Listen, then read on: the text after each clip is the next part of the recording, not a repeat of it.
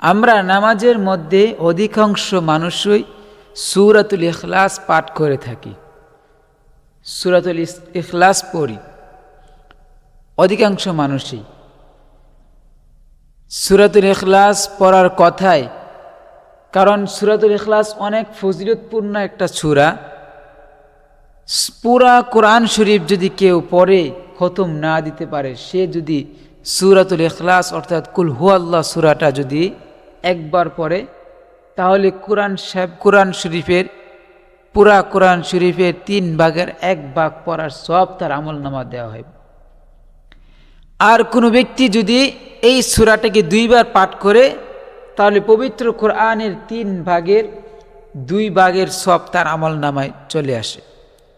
আর যদি কোনো ব্যক্তি এই সূরাতুল ইখলাসটা 3 বার পড়ে বিসমিল্লাহ সহকারে, আউযু বিল্লাহি মিনাশ শাইতানির রাজিম, বিসমিল্লাহির রহমানির রহিম, কুল হুয়াল্লাহু আহাদ, আল্লাহুস সামাদ, লাম ইয়ালিদ ওয়া লাম ইউলাদ ওয়া লাম ইয়াকুল লাহু কুফুয়ান আহাদ। এই সূরাটা যদি কেউ 3 বার পড়ে, আল্লাহ পাক রব্বুল আলামিন তার আমলনামায় পুরা একটা কোরআন খতমের সব তার আমলনামায় লিখে দিবে।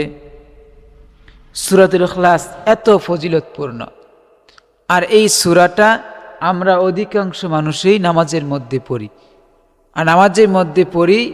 আর এই সূরার মধ্যে আমাদের একটা ভুল হয়ে থাকে। সেই ভুলটা হলো আমরা কুল হু আল্লাহু আহাদ না বইলা অনেকে বলে কুল ফু আল্লাহু আহাদ। এখানে ফা হবে না, কুল ফু আল্লাহ বলার কারণে আমাদের এখানে অর্থ পরিবর্তন হয়ে যাচ্ছে, সূরার অর্থ পরিবর্তন হয়ে যাচ্ছে, ভুল হচ্ছে। আর নামাজ নষ্ট হওয়ার জন্য সর্বপ্রথম যে কারণটা, সেই কারণটা হলো নামাজে অশুদ্ধ পড়া। আর আমরা তেলাওয়াতের মধ্যে যদি প্রথমেই ভুল করে কুল ফু আল্লাহ যদি পড়ি, তাহলে আমাদের নামাজের কেরাত অশুদ্ধ হয়ে যায়, তেলাওয়াত অশুদ্ধ হয়ে যায়। আর এই অশুদ্ধ হওয়ার কারণে আমাদের নামাজ নষ্ট হয়ে যায়। তা আমরা কুল ফু আল্লাহ পড়ব না, এখানে শব্দটা হলো কুল হু আল্লাহ। আমি নিজেও অনেকজনকে দেখেছি যে কুল হু আল্লাহর জায়গায় কুল ফু আল্লাহ পড়ছে। অতএব আমাদেরকে নামাজ যেমন গুরুত্ব দিয়ে পড়তে হবে, নামাজের সূরা কেরাতগুলি আমাদেরকে ঠিক তেমন গুরুত্ব দিতে হবে।